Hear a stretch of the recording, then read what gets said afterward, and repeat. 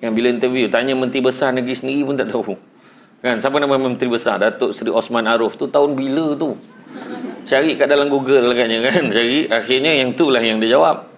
Hari ni keadaan dah berbeza. Anak-anak kita dah tak ada lagi macam dulu. Dulu main bola sepak kan, petang-petang gol, tiang gol pakai slipper je. Tiang gol pakai slipper kalau orang lelaki. Lepas tu kalau tinggi je tiang. Penjaga gol tiang. Dia kata, tinggi sangat. Jadi dipilih lah penjaga gol yang kecil-kecil. Yang best tu bila kita main bola tu termasuk kat rumah jiran, terkena dekat pasu bunga jiran tu.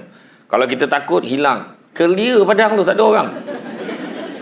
Kan, bajing rumah tengok memang tak ada siapa. Tetapi kalau contoh masuk kat rumah pagar, kat rumah orang tu, kalau nak main lagi, bukan semua orang boleh unding dengan pakcik tu. Mesti ada seorang yang kau yang okey dengan pakcik ni. Dia pun cakap, kau pakcik saya dah marah dah ada orang, jangan sepak kau kuat tapi degil cik. Sepak juga nanti saya marah dia cik, saya ambil bola boleh? Boleh. Elok-elok tau, jangan hati-hati, jangan kena. Okey cik, nanti saya marah dia. Masih cik, woi sambung. Nak benda tu tak berlaku hari ni. Nak yang saya cerita ni tak berlaku. Kan? Sekarang buka-buka TV, buka-buka mata TV, handphone. Dulu buka mata tak dapat handphone ke.